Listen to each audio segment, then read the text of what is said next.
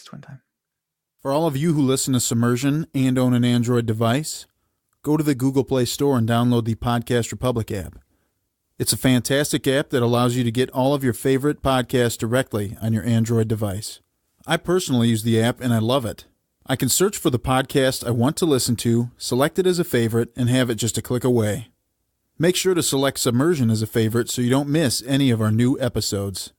Again, the app is the Podcast Republic app, available on Android devices. Episode 63.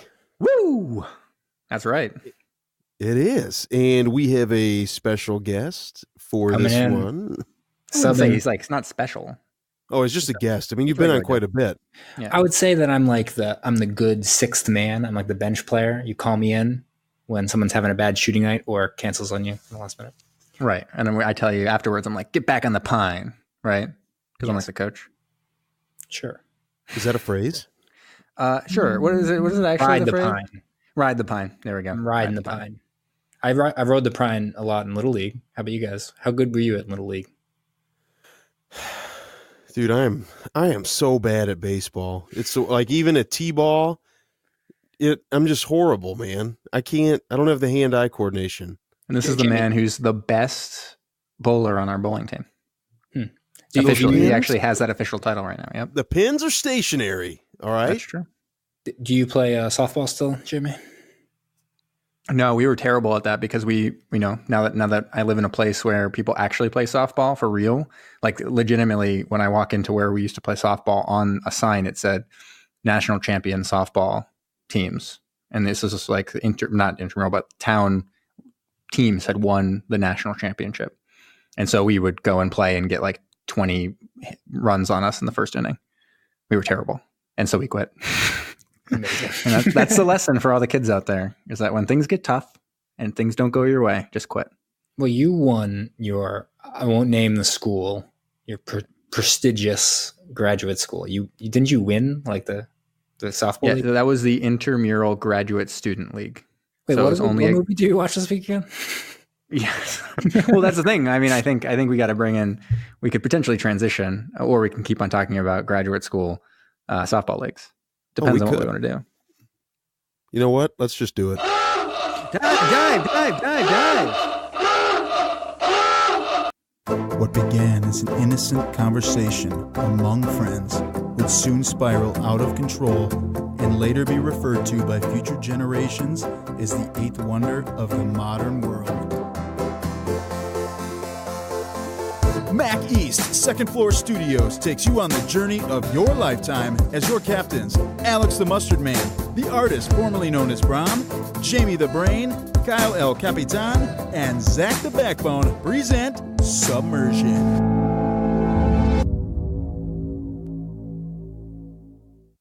Dang, before you know it, we're going to have to add in a bad movie twin in there, you know? Could be. Yeah, maybe. But I will, just to continue that conversation, we also won co-ed flag football. So we were pretty good. Don't you worry about it. C League, just to be clear. We weren't in the A or B League. We were C League. Co-ed, I am. Don't forget that we won the pickleball championship 4 years in a row in high school. Doubles. Yeah. What the hell is pickleball? Don't worry about You it. never heard of pickleball? You can play it in I've heard of it, Rochester. but I don't know what it is, man. Isn't it just like It's a paddle a sport. larger version of ping pong, but smaller version of tennis? That's not bad. Yes, it is. Yeah, That's basically exactly what it is. Yep. Oh, great. Okay. Accurate. All right, Patrick. What did we watch this week? We watched a little movie called The 49th Parallel. Oh, that's weird. I don't recognize that name. Yeah, What it's was from it? What? I was gonna say, what was it called in America? Do you know? It's a little quiz. Absolutely no. I have no idea. If you look on the official Academy Awards history, they actually call it The Invaders, because that's what it was released in the United States under. Oh, really? Yeah, that's what it said online. But now everything obviously has changed to 49th Parallel, which was the original name. It also weirdly was released, as you can tell from the film, and we'll discuss it. A big part of it's the U.S. isn't in the war when this is released in 1941. It wasn't released in the U.S. until 1942, after we had entered the war. Oh, so people are probably like, what the hell is this? Yeah. Oh, I mean, I guess they would have been satisfied by the ending, but it would have been a little bit strange, the whole idea of the Germans trying to cross the border. Yeah. to safety, If we quote just unquote. get to America. Yeah, if only we get to America, what we get to say. It's like, what? All right. Oh yeah, because Pearl Harbor must have happened. It happened December a month? 1941, so a month after, a or month 2 months after it was released in the UK. Yeah, in the UK. Yep. Dang. Man, oh man, history lessons over here. Yeah. So this movie stars Richard George as Commandant Bernsdorf, Eric Portman as Lieutenant Hirth, Raymond Lovell as Lieutenant Kunecki. It's probably not right. Good one. Niall McGuinness as Vogel, Peter Moore as Kranz, John Chandos as Lorman, and Basil Appleby as Yanner. As our heroes. Oh, wait a minute. Yeah. Sorry. I am battling a cold tonight. But I did like in the credits, I don't know if you guys noticed this, how it listed them out, like who was who. It said, these are the Germans, these are the Canadians, these are the Americans. Did you guys notice that? Yeah. And that, like did you didn't note any of the Canadian actors, but we did have a very, very famous actor amongst the Canadian crew, which was our French Canadian trapper, was played by none other than Larry Olivier, aka Laurence Olivier, who's probably considered one of the best actors of all time. And he was quite good in this, actually. And there was a reason I was pretty amped about this film when he was being hilarious in the beginning, and then spoilies. I was less enthused after he perished. Not long after we saw him. No, but there was a reason he was cast in this specifically for a specific reason. I'll get to that in the trivia. All right. Yeah. Should we dive into this? Yes. And I should also note that you are battling a cold because you are allergic to Canada. And that's a little spoily as well. This is a very Canadian film. Get ready for some Canadian accents, listeners. Because, oh boy, was this Canadian. It starts off with a dedication that states, this film is dedicated to Canada. Ugh. And to Canadians all over the Dominion who help us to make it. To the governments of the USA and the Dominion of Canada and of the United Kingdom who made it possible. And to the actors who believed in our story and came from all parts of the world to play in it. And that's when I turned it off because I was like, no way. I'm not watching this. Yeah. No. Film dedicated to Canada. What? Yeah. You can but then I turned it back on. 49th parallel. Right. I was like, I was thinking about the other side of the 49th parallel. Get out of here. Yeah. They do explain what the 49th parallel is. They very specifically explain it. It's a little weird that it ends up being the title of the film, and we'll get to that as well. Agreed. Oh, that's true. I don't understand it. Because they never actually attempt to cross the 49th parallel, do they? No, yeah. And where they start in the Hudson Bay and stuff like that, I wouldn't necessarily even think that the 49th parallel would be the closest place to try even to when they go to Vancouver, spoilers. Oh, dude, we're going to talk about that. All right. They're planning on catching a boat. Right. Anyways. To Japan. Yeah, it's a very strange title, all things considered. Anyways, so we open up early in World War II, and we know it's early because Canada's fighting and U.S. is not yet. And we have this submarine, U-37, and they say it a whole bunch of times, U-37. It's a German U-boat. It's made its way into Canadian waters, and it destroys a ship in the St. Lawrence River. And so it's sitting there. It's crushed the ship. They're all jazzed, but they're like, oh, shit, we better get out of here because they're going to be all over us, these Canadians motherfuckers, right? Oh, yeah. And so they're like, we're going to dive down and we're going to go, where should we go? And they look at a bunch of maps and they go, here we go. Hudson Bay. That's where we'll head. Right. Mm-hmm. Yeah. The mountains so they head up get that us way. There. Yeah. That's what they think. And so they start heading up that way. And they, at one point they rise up out of the water. There's like icebergs almost like, what is this wasteland that we've made our way to? God damn it, Canada. And there's ice everywhere and they're freezing and they're like, God damn it. And then someone sees them. Is that right? No, basically what happens is they send off the six, I believe it's 6 people, right? Yep. Oh, because they're running low on supplies. Yes, because they have no supplies and they're basically like, we just need to get supplies and lay low and then we'll be able to escape and then we'll be good to go. So they send off these 6 people. But didn't we get a scene where the Canadian government... Dutch angle? No, the Canadian government got like an alert that someone thought they saw the sub, right? No. So they had the ship that was like halfway in the water. And then they have this very strange Dutch angle, which I think was supposed to indicate that a person on the ship starts sending out a SOS signal, basically. Okay. Being like, we just got shot by a submarine. Send people, please. Yeah. Also, I guess I skipped over the part where a bunch of survivors came over and tried to get on the submarine, and the Nazis basically just like kick them in the face and like, get he. Yeah, basically. And they're like, basically they're like, we hope you die, and they kick them off. And I'm like, whoa, because a lot of the more modern films that depict Nazis kind of hedge a little bit on that. They're like, they always kind of, there wasn't a lot of like killing of innocent like survivors from like ships and stuff like that. We do get the Nazi with the heart of gold later, but for the most part, the Nazis are pretty big dicks. Yeah, they're giant dicks in this case. Yeah, for sure, which I appreciated. I've always said that I thought that was probably more accurate, but whatever. They have their picture of Hitler. They're like, beautiful Hitler. That's basically right. They're stroking his little hair. Right. They got a little doll that they made. And they're like, oh, little Hitler. And then they sent out this raiding party of 6 of the sailors to go ashore. And almost immediately, the Canadian Air Force comes in, swoops in, and totally blows up this submarine. Dude, they bomb this thing. They drop like 8 or 9 bombs right on top of the sub, and you just keep seeing it blowing up over and over again. Yeah, it was 8 because they were specifically counting them. Okay. So at this point, the Canadian government is convinced, or more or less is pretty sure that they've killed everyone, or at least they don't know that they've killed everyone, but they think so. And so they're able to these 6 are able to kind of go towards a settlement without too much issue. There's also a brief fight where the 2 main people in charge kind of fight over who's technically the captain of the U-boat and who gets to pull out their dick. But then they realize there's no more boat. So then they're like, oh, damn it. Yeah. That's that. The thing that I also thought was funny, right before they send these guys off, they're showing them, they're like, just go over there and check behind that. And they points at like a mountain. He's like, there's got to be a settlement. I'm like, what? I'd be like, you want to walk over a mountain right now? Like, dude. And once again, they're like, God damn it, Canada. Why you got to be all mountainy and empty and cold? God damn it.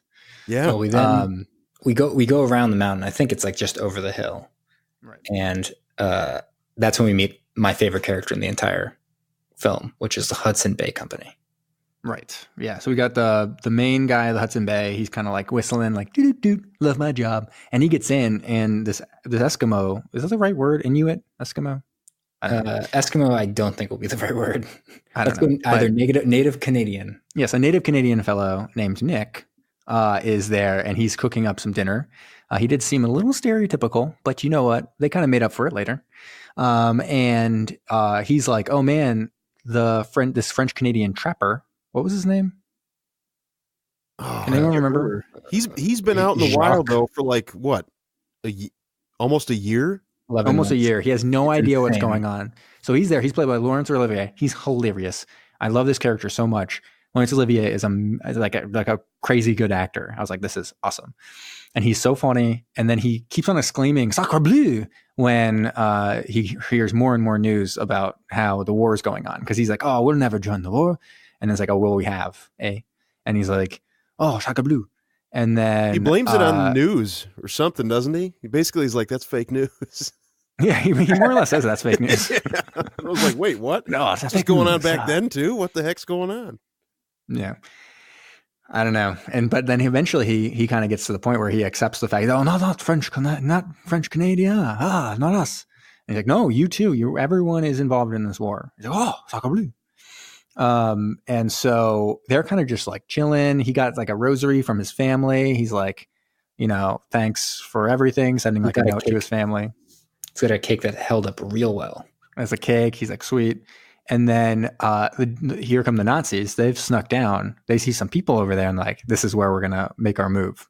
And so they pop in and they're like, hands up. And they're like, oh shit. And they don't they kind of realize not super quickly exactly who they are. They're told that they're Germans, but they don't know about the submarine or anything or where they might have came from. Yeah.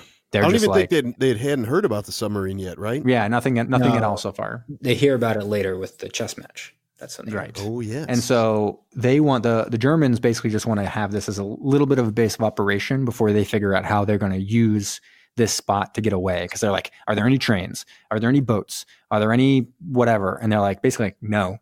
There's a boat like once every 6 months, basically. Yeah. So That's good it. luck. No other way to do this. Yeah. Good luck. You basically picked the worst place in the world. Welcome to Canada.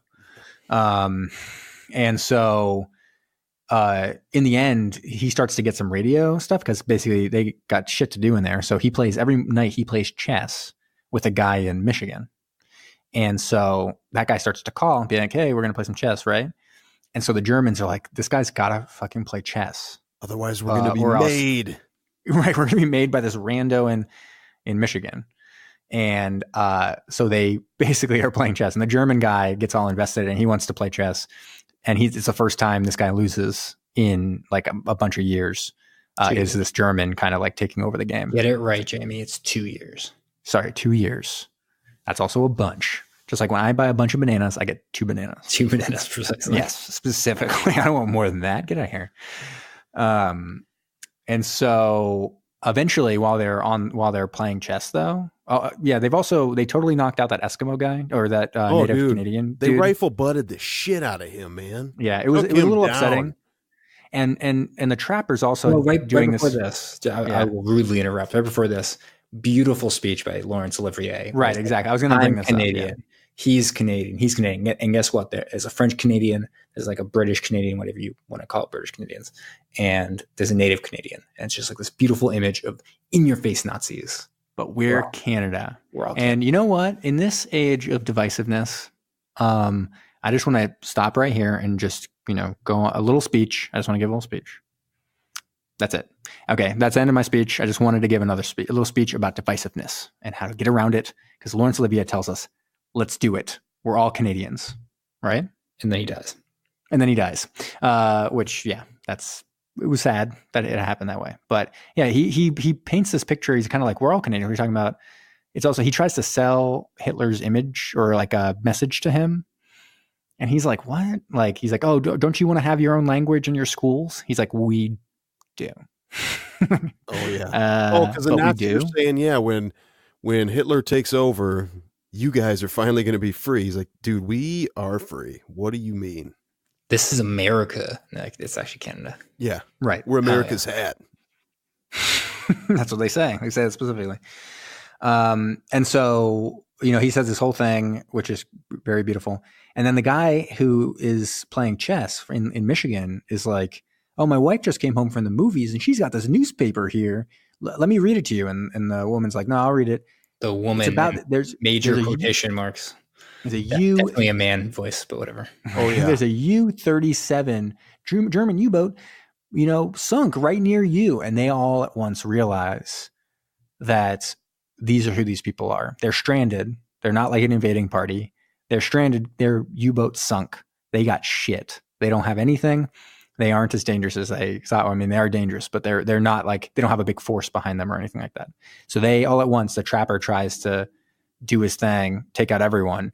He is shot several times by an asshole garbage man, Nazi. Yeah. And then killing my favorite character. God damn it. And then everyone is subdued and they're like, okay, we better get out of here. They smash up the radio and that basically warns the Winnipeg company that they work for to send like a plane over to check what happened.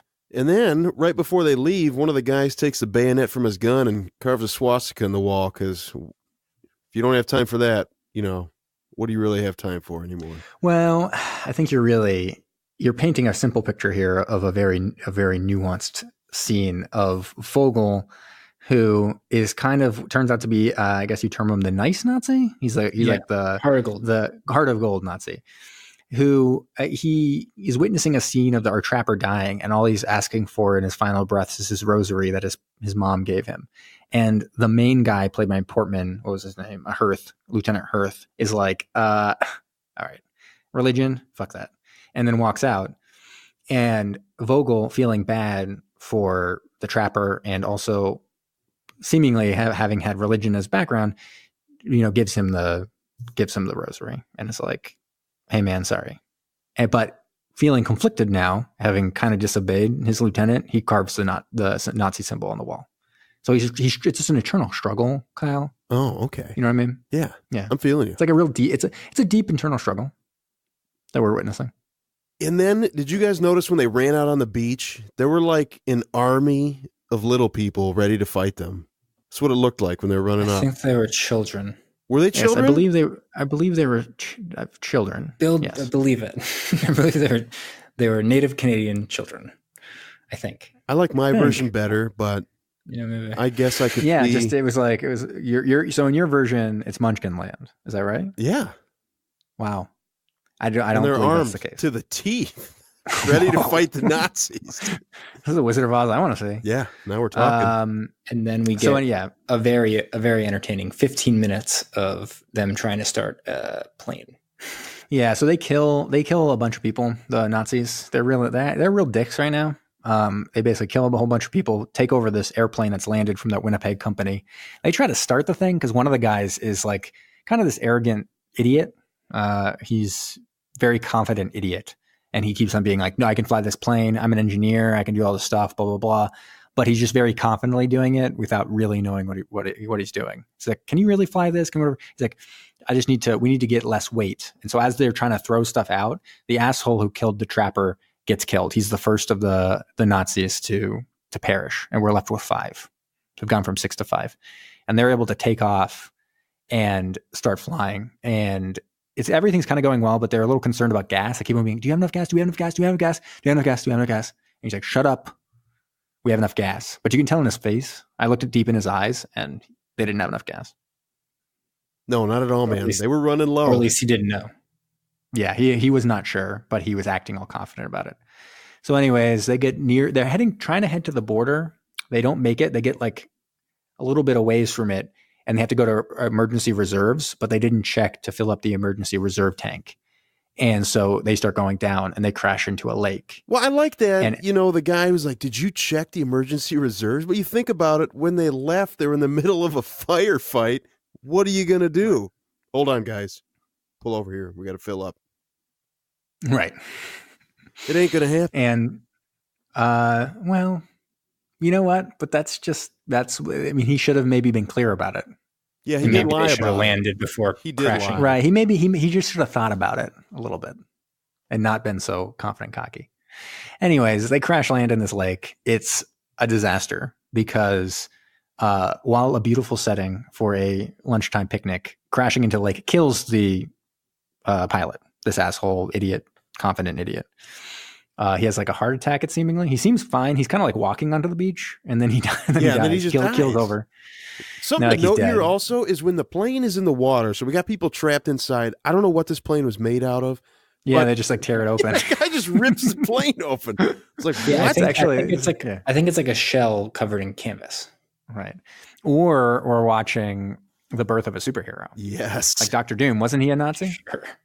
Yeah. So he's been sprayed with the flaming gasoline. Dr. Doom is not not Dr. Doom. Red Skull. Red Skull. So this guy was sprayed with a bunch of flaming gasoline from this airplane. He rips open with his bare hands because he's Red Skull. That's what happens.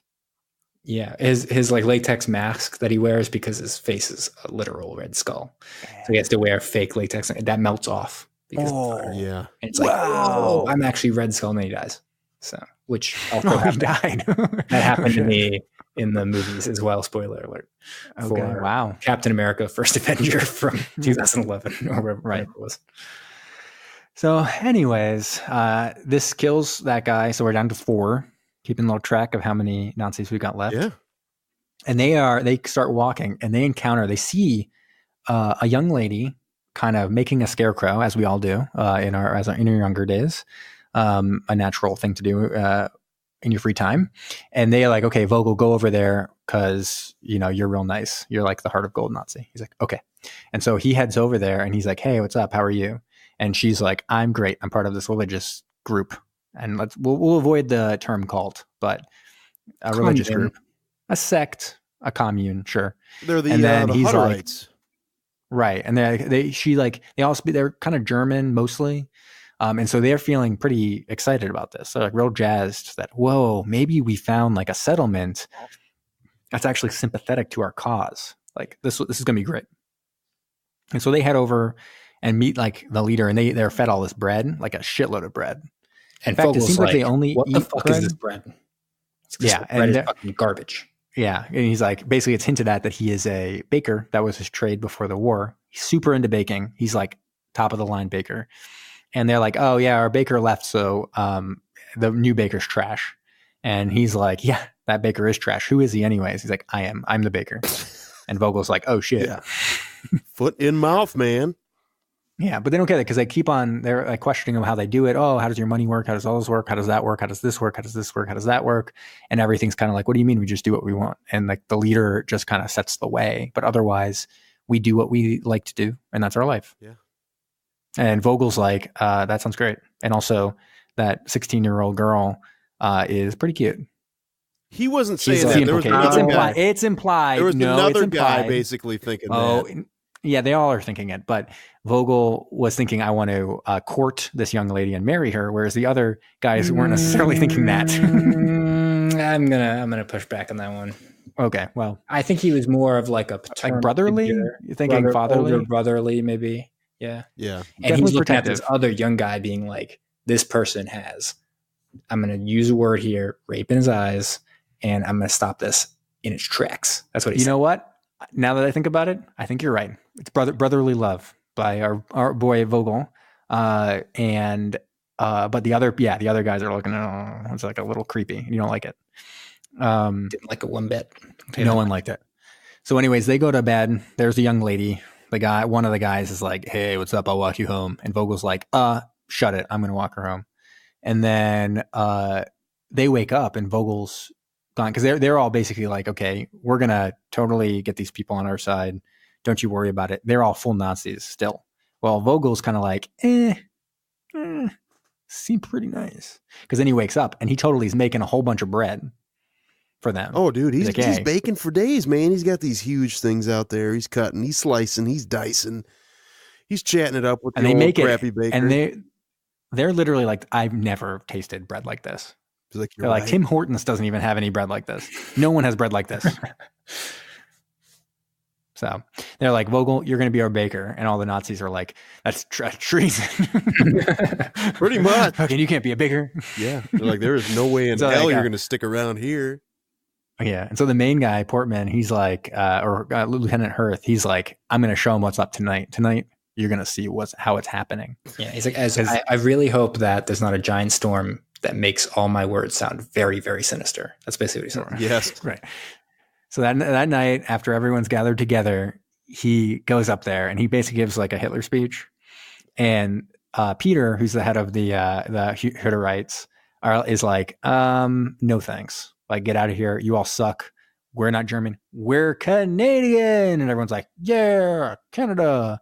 And he's like, and we're not into all that shit. So you get out of here. So they're all real sad. Vogel's kind of, because the girl comes and it's basically like, you killed my family, because she lost some family to trying to get over to America or to Canada, being torpedoed by U-boats. So he's like, oh, you guys, you killed my family. And so they're like, the other Nazis are like, well, how about we just kill you? And Vogel has to step in again and be like, no, and takes her back and makes an agreement with Peter he'll join the Hutterites after serving time in a POW camp. Yeah, and the one guy's okay with it because he says, you know what, I can tell you're not like these other guys. Right. He also didn't throw up the Heil Hitler when everybody else did. You were just like, yeah, you know. He just stood. He kind of did like a little in between. A little half one up and then quickly down. Yeah. As you are wont to do. And so he's like, yes, I'm cool with this. But then they all realize what's going on. Because he goes a bacon again. Yeah, he makes a cake with and chocolate chips or something. Yeah, he starts making a cake, and I was really concerned about that cake because they go and grab them, and I'm like, whoa, who's gonna take that cake out of the oven? Nobody, man. You don't want to burn it down. Anyways, they take him out to the woods, and they're like, obviously treason. You can't bake cakes. It's law of the Nazis. Duh. Everyone knows Nazis can't bake cakes, or you're not allowed to. And so they're like, time to shoot you. And they do. And I was like, so sad. Oh, Second favorite character. gets killed. So basically, first favorite character comes in, first French Canadian hilarious dude, and gets killed. I'm like, oh, so sad. Then Vogel comes in, baking cakes left and right, bacon bread never seen before, and gets killed. Mm-hmm. So I'm like, oh, the assholes seem to be winning. Although I guess they're only 3 left out of 6. Yeah. So yeah, they hoof it to Winnipeg at this point, right? Yeah, and now Winnipeg it's hilarious. It's more may as well be on Broadway of New York City. They're like, Winnipeg, Winnipeg, Winnipeg. Oh shit, Winnipeg. Where it's Big city, Winnipeg. Dude, Winnipeg's the place to be, man.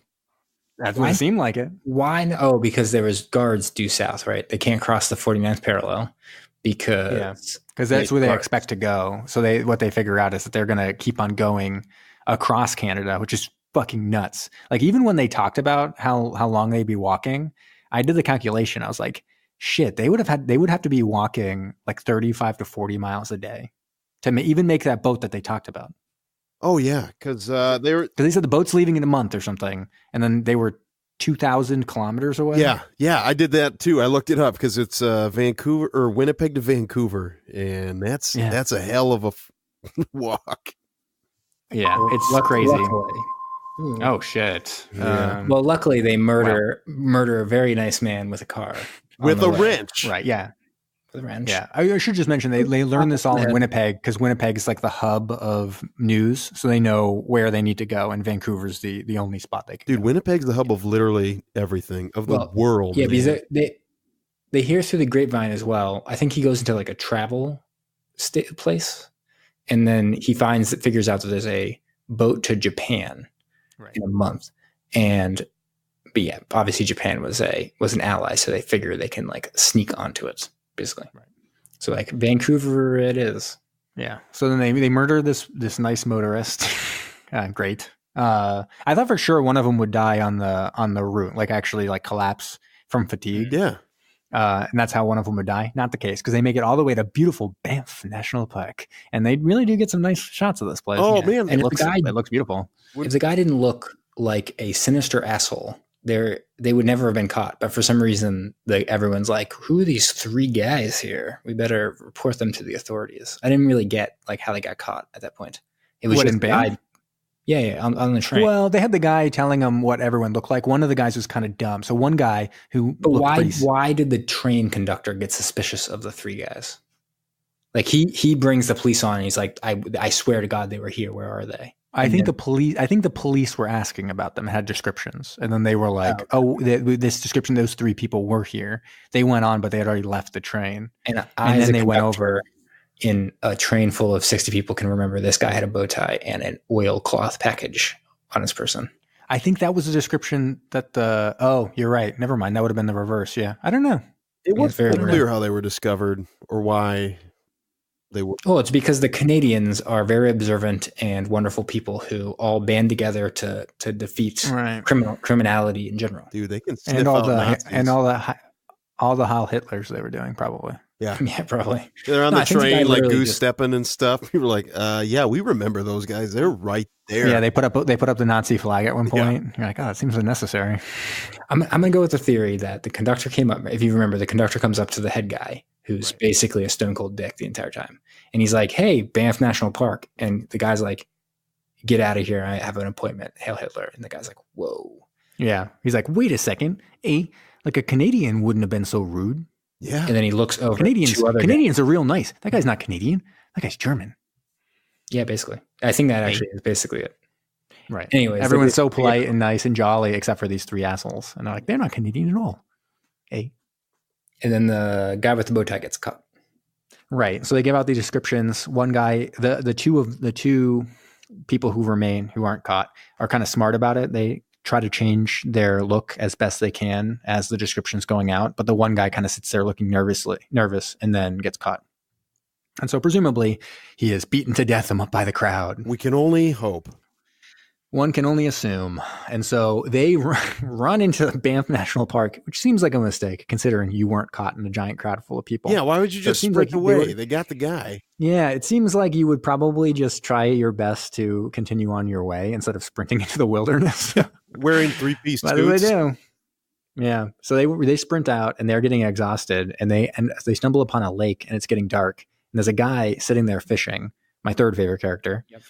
And he is Philip Armstrong Scott. He's a writer, and he's out there fishing, and he's like, "Hey, boys, come along to my camp. We'll have a grand old time here." And they're like, okay. And so they hop in his canoe, and off they go to have a grand old time with Philip Armstrong Scott in his teepee with his two favorite paintings in all of the world. He's a real weirdo, and he carries a Matisse and a Picasso everywhere he goes. He's like, I just can't part with my paintings. He's like, oh, I'm writing a book about Indians or Native Canadians, and he goes on this whole spiel about how the Native Canadian culture. See, I'm like mixing up the words here. Native Canadian cultures were so similar to the Nazi culture. I was like, oof, that's not good. Yeah, maybe don't do that. Because he's like, oh, it's just so savage. You're like, ooh, okay, well. Oh, well, all right. Yeah. Cool. And then he starts making fun of Hitler. He's like, I hope you boys aren't Nazis because I'm about to go off. And then he goes off on Hitler for a while. And they're like, yeah, now I'm upset. Yeah. So they get real upset. Pretty chilling for a while there in your TP. And then I got pretty upset when you made fun of the glorious leader. Yeah. So then he, the main German kind of runs out. He runs out of the TP. And the guy's like, oh, are you okay? And gives him a drink and tries to kind of make up for it and comes back in. And that's when they reveal themselves. They're like, you coward. And basically say like, you're a fucking coward. You're not even doing like anything for the war. You're not fighting. You're just sitting here with two fucking paintings over there, like in Bozo. And we're taking your horses. And we're going to destroy your paintings. We're going to tie you up, man. Yeah. And Philip Armstrong Scott is basically like, I've never thought, he's very much painted as like the intellectual. He's like, I've never thought about whether I'm a coward, but I don't feel nervous right now. In fact, I don't feel nervous at all. And you get the feeling that, oh, he's going to be brave. Yeah. You just got to wait. Because anyways, they try to flee. It was funny when he was doing this because earlier they were talking about how you would feel under pressure, and that's why he was talking about it. He's like, my pulse isn't elevated, but my mouth is a bit dry. Like that's all he said. I was like, yeah, here we go. Very, very academic assessment of whether he was a coward or not. Right. And so they bumble away and kind of like screw up. So they try to get the horses, but the horses being wild animals, not wild animals, but horses, they neigh and do whatever horses do and alert everyone else in camp. And everyone else in camp is like, those fucking horses, right? And they're like, oh no, fucking Nazis, right? Yeah. And they start running after the Nazis.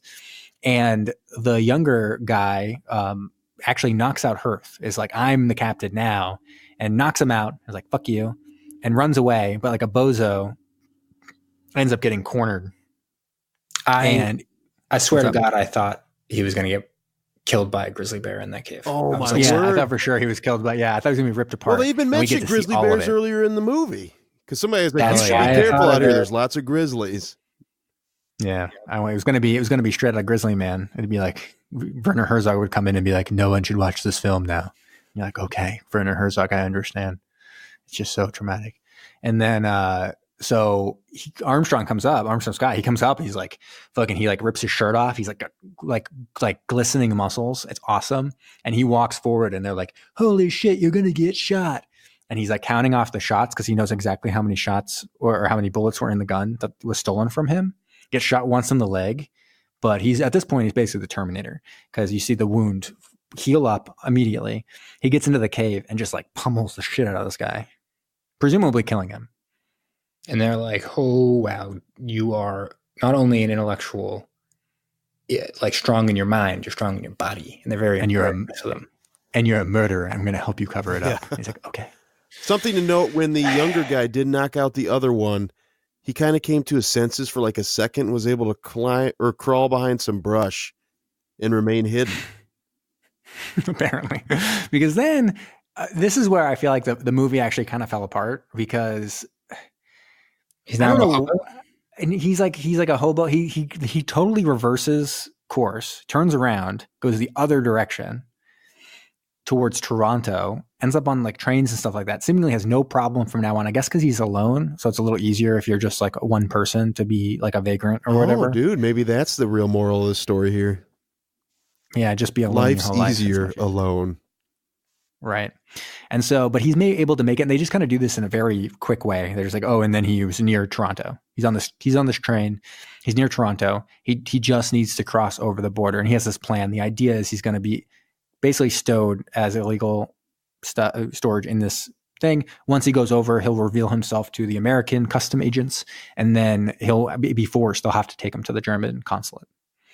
But against his something that working against his plan is that a Canadian military man comes on and basically is like, he's kind of hemming and hawing.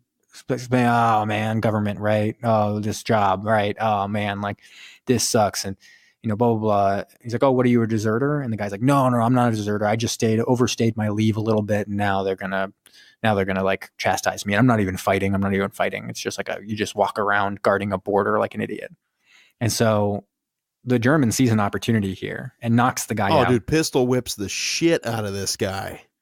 Yeah, takes his clothes so that he's not like noticed, because they kind of know that this guy's back there. This army guy, they're kind of helping him out. So it's like, oh, this is perfect little cover. And so the train makes it all the way over the bridge. The other guy wakes up. The military guy wakes up. They're behind a chained fence, and the custom agents come in, and they're like, oh shit, there's like two people back here.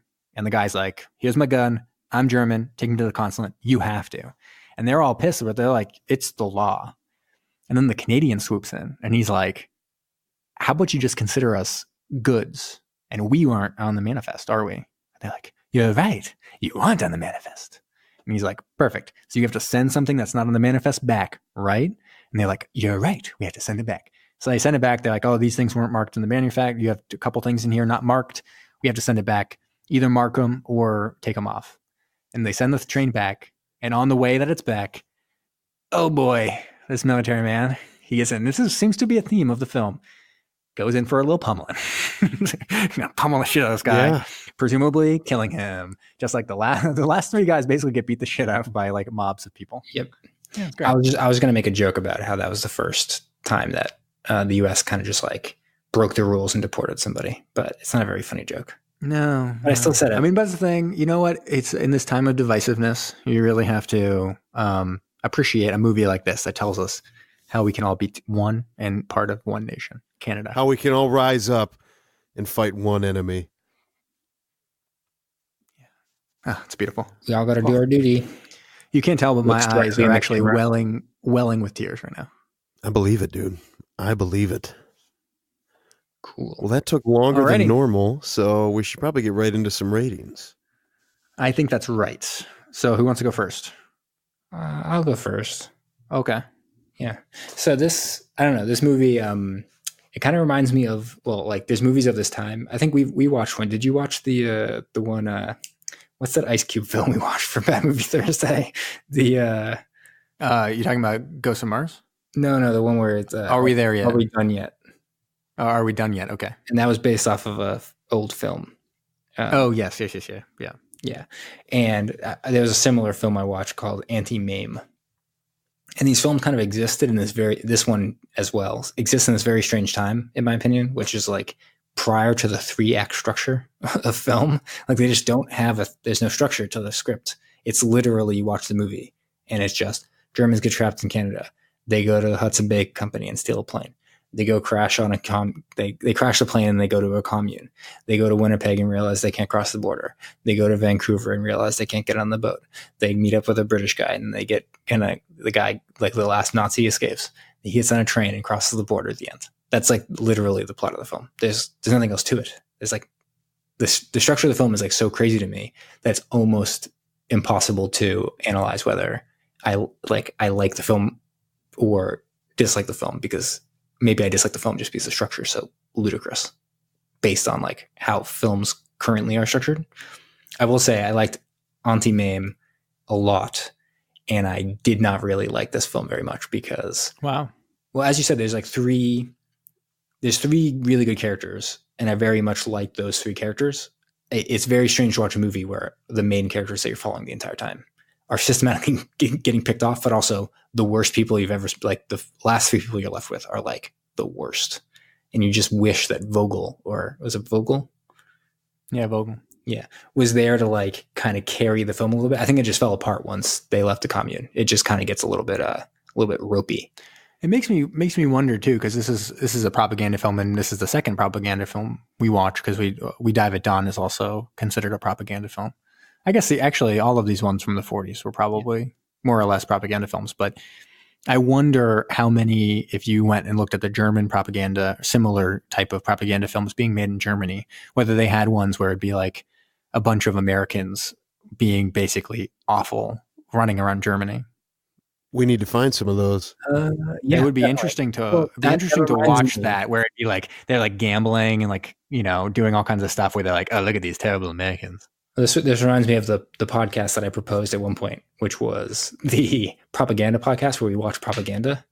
Like, sounds like a terrible idea. And then I was slowly become brainwashed. Yeah, I was like, I just don't want to watch that much propaganda. Right, maybe that's just me. I don't know.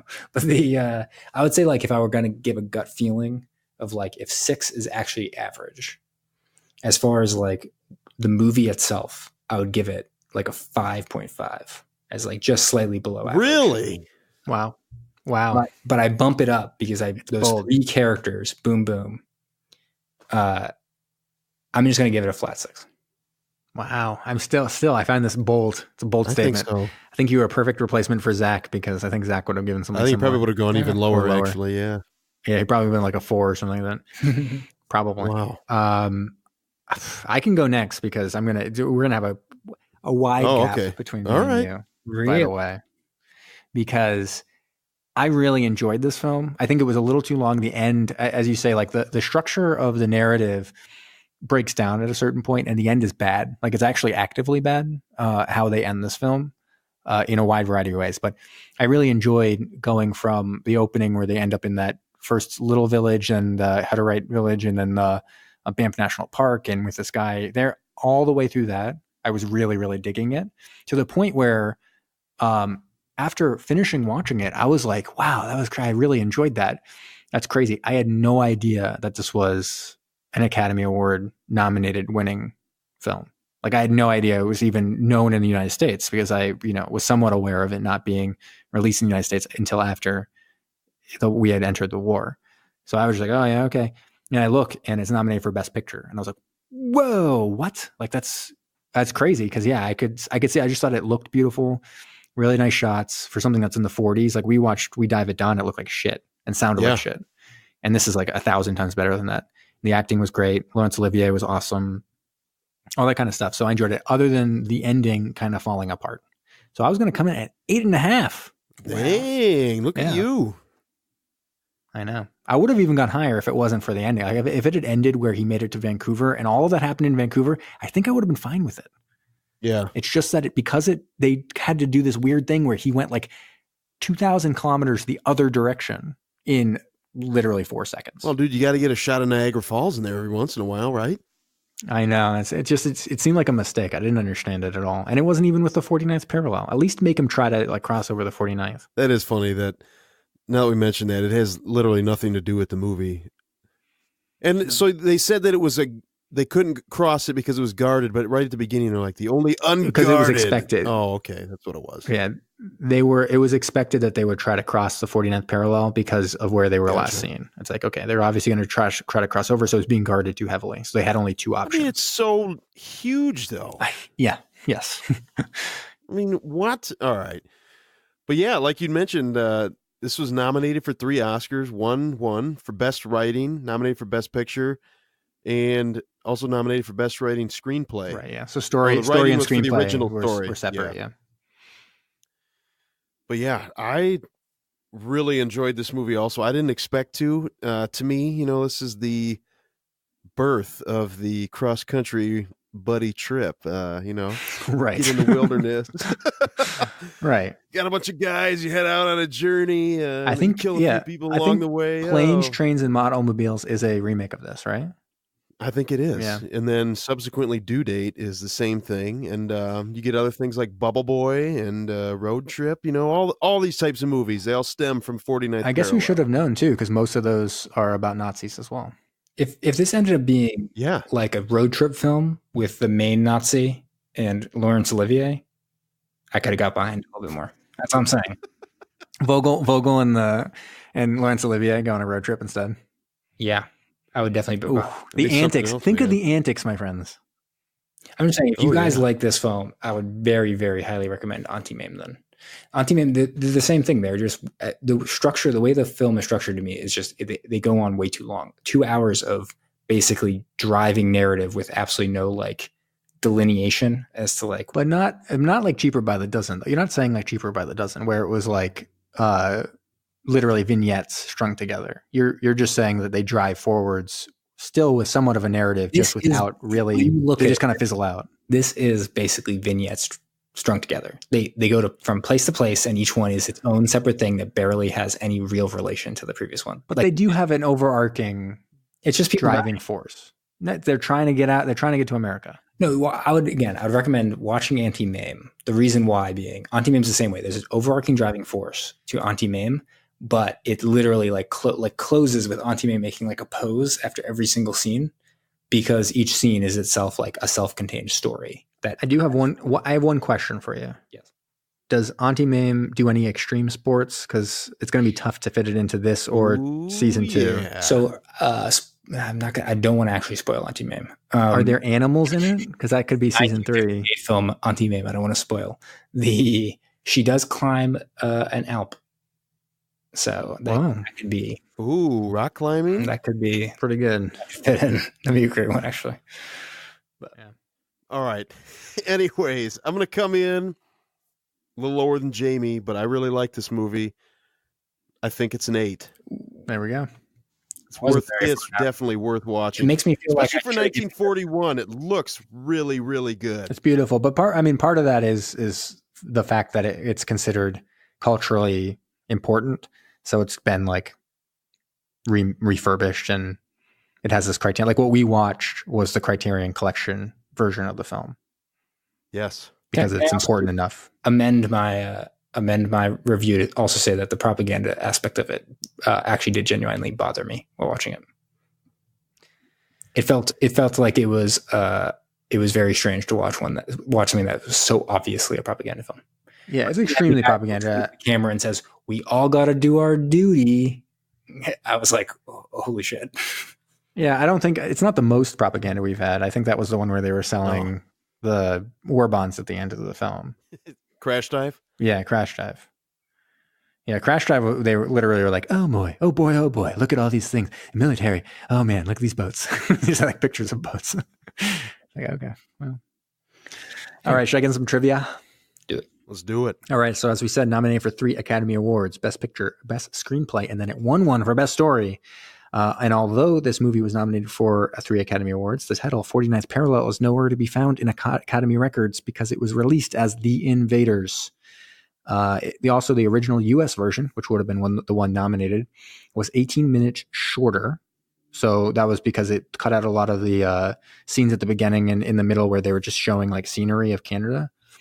And that was 18 minutes long. I don't know how that's possible. But then it was restored for the Criterion Collection. Originally, I thought, okay, maybe that's where the narrative broke down at the end because they pulled out all this time at the end. But no, we had the Criterion Collection. So we saw the original full version that was released in the UK and Canada. And I believe this is the last submarine film nominated for an Oscar that we had yet to see. I don't think there's any other submarine films nominated for Oscar. I think that's right. Can I also point out that there's very little submarine action? Yes, but I would say submarine's quite important, and it had enough, I would say. Dude, when they bombed the shit out of that thing. Yeah, that was pretty sad. I cried a little bit at that point, but. Well, you have to. All right. Producer and director Michael Powell forgot that Newfoundland was a crown colony and not part of Canada. You know something about that, Patrick. And when they moved the full-size submarine model, it was impounded. Wow. And only by claiming or talking about how much it was going to help the war effort were they able to get it out and into Canada. Cool. Peter Cushing, best known as Grand Moff Tarkin in Star Wars, actually worked on this film. He was a prop man. He made props for this film. And it was because he had moved to Hollywood to try to get his career going during the war times, and it was not going very well. So he was a prop man. The submarine used in the opening scene was a replica built in Halifax. the Canadian government was asked to contribute a submarine, and they said no because they were battling a war. So they said, "Fuck off." Direct it's quote. surprising that we don't see that more often. You see some of these movies made like during active war. Yeah, I think. Are you kidding me? The U.S. ones are weirder because they actually use ones that then they'll be like, and then a month later it was sunk, and you're like, wait, what? That submarine was actually being used in battle. Whereas like the UK ones are usually like an experimental submarine. It's like, okay, that makes more sense. That or a museum ship or Right, boat, or something like that. But yeah, it's just to use an active one is very surprising. Okay, the British press complained about what they saw as the movie's sympathetic portrayal of Nazis. Obviously, they're talking about Vogel and his whole character as being a sympathetic Nazi. And Pressburger and Powell both said, hey, there's got to be good Germans. They're not all evil monsters. So we had one of the Nazis have a heart of gold. That's not a direct quote. They said there's got to be some good Nazis out there. It was also the biggest grossing movie in the UK in 1941 and the biggest grossing British movie to date in the United States when it was released. So how about that? Wait, so this is a British film, not a Canadian film? This is a British film. So Pressburger and Powell are British. Well, Pressburger is technically Hungarian, but they worked in Britain. They did one other film that we watched. I'm forgetting which one it was called, which they wrote, but then didn't direct. And so they're kind of like a team. They're British, and so yeah. But they came over and did this one in Canada, trying to stir up. I mean, really, the point was to stir up U.S. and Canada sentiment. So to kind of get Canada all like united against the Nazis because they were having trouble with the French Canadian provinces and stuff, and then try to get the U.S. into the war. So they used Canada as the backdrop. Interesting. Yep. Elizabeth Bergner was originally cast as the role of Anna. She's very famous, by the way. She was the inspiration for All About Eve, the main character, not Eve, but the older actress, because of a story she told to a newspaper that was then published and then adapted into All About Eve, one of the greatest films ever made. But she was originally cast, and then she was spotted when they were acting with all the Hutterites. She was spotted smoking and painting her nails, and a woman came over and slapped her. And Bergner demanded an apology, and the woman wouldn't do it, and so she walked off. No way. Yep. And she was replaced by a much younger Glynis Johns.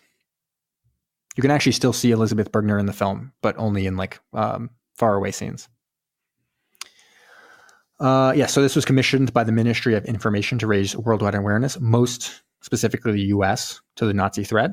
However, it was intended for Canadian consumption because of the French Canadian stuff. So Vichy France was an ally of Nazi France, and many French Canadians in Quebec were pro-German. And so they were trying to get that. So that's why Laurence Olivier was cast as the French Canadian, to try to be like, look at this, basically the greatest actor of our lifetime playing a French Canadian. And don't you all love this? And hooray, hooray, hooray.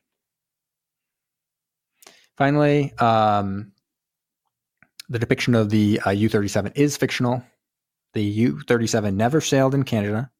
The real U-37 was actually the sixth most successful boat in the war, U-48 being the highest scoring of all time of the U-boats. Huh. Yep. And then this was a very Canadian film, right? Would you agree? It was. Yeah. So what other famous Canadians would have done well here? What about Jim Carrey? John Candy. I haven't gotten to him yet.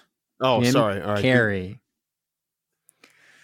Jim Carrey. Old rubber face himself, as everyone calls him. The French Canadian, Laurence Olivier.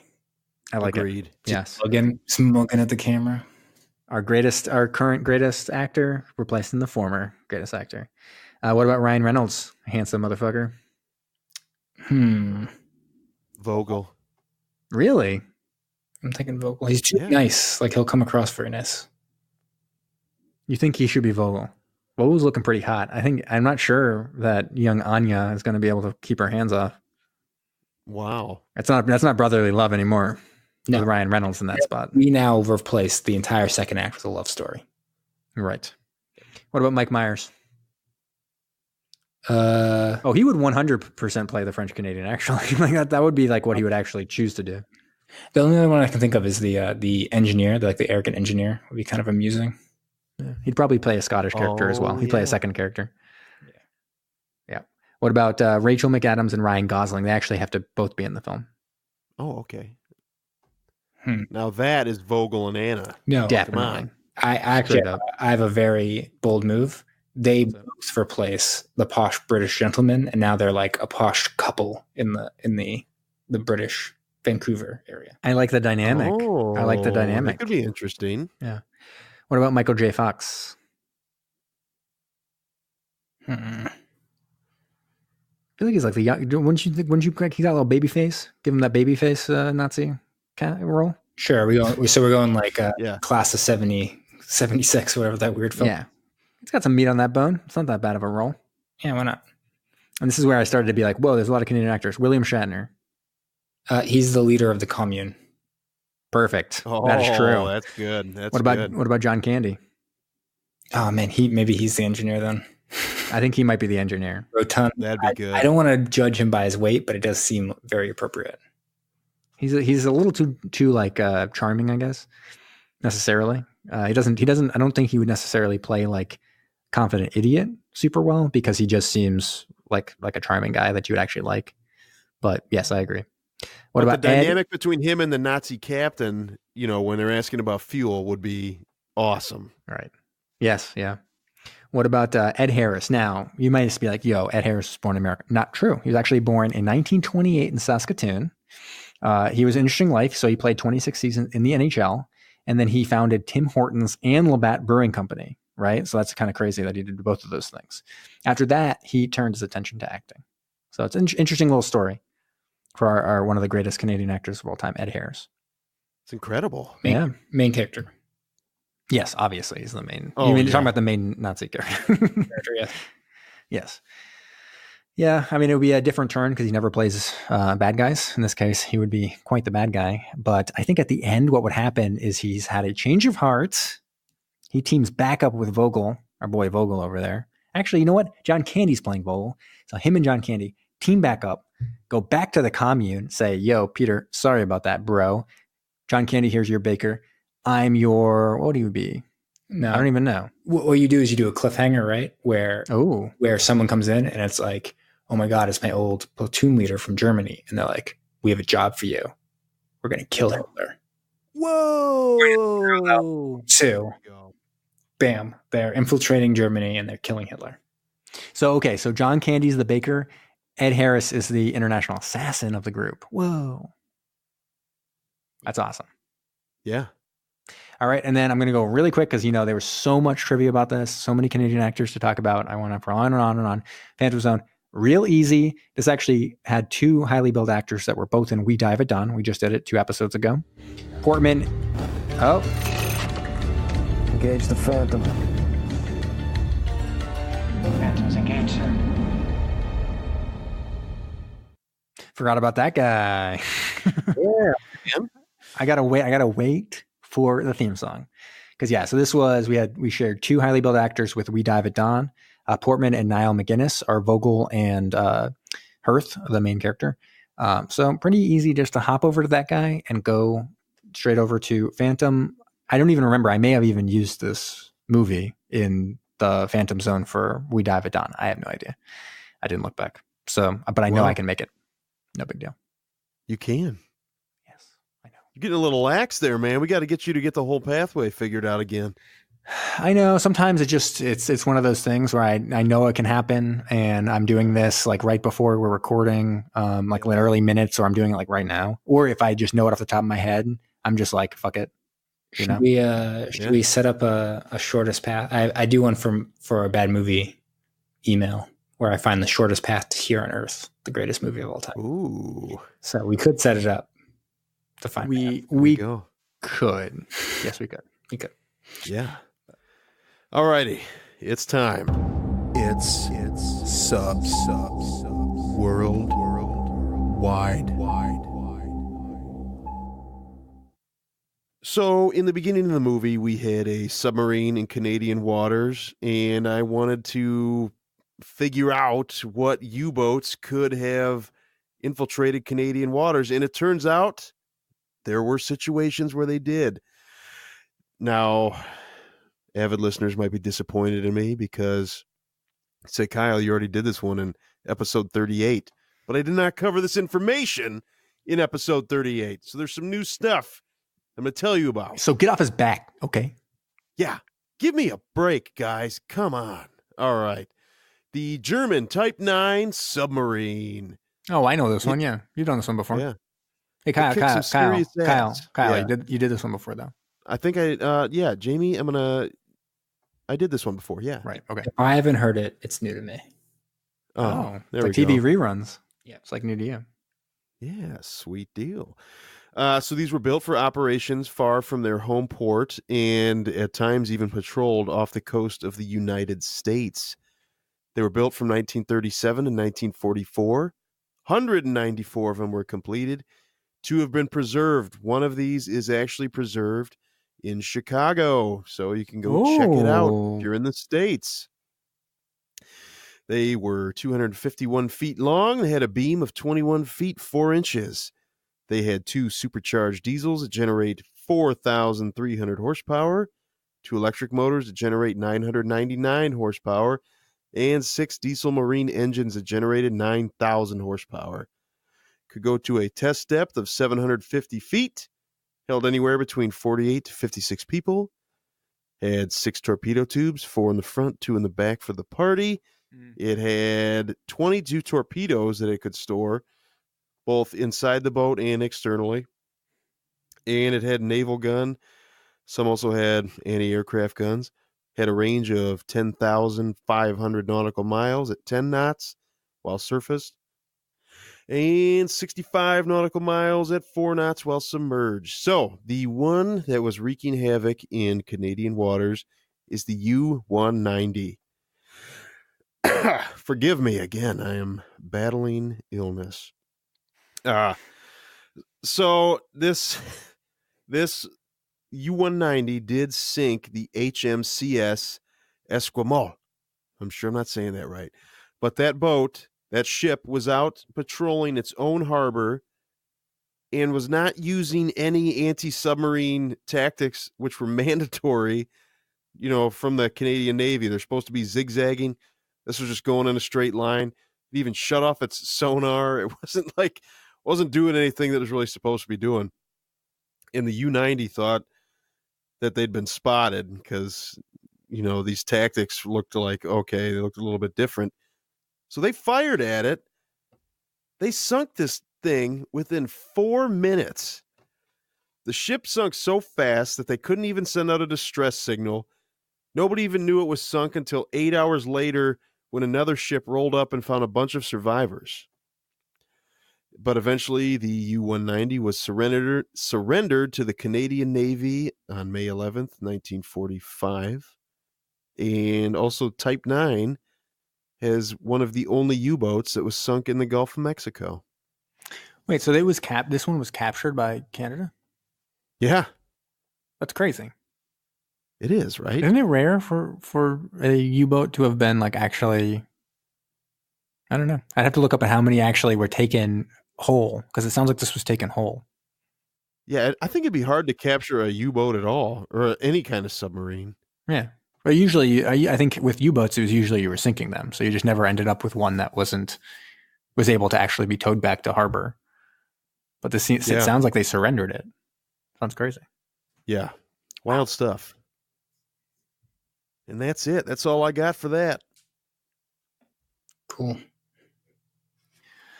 Patrick, did you make anything? Did you make any Canada game? So I was trying to do stuff, and I was can I do a quiz? And I honestly couldn't.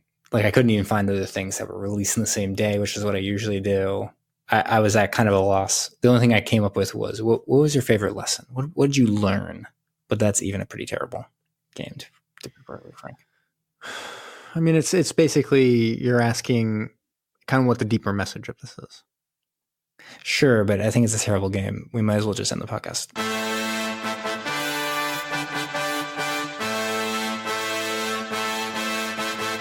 Thanks for listening to Submersion.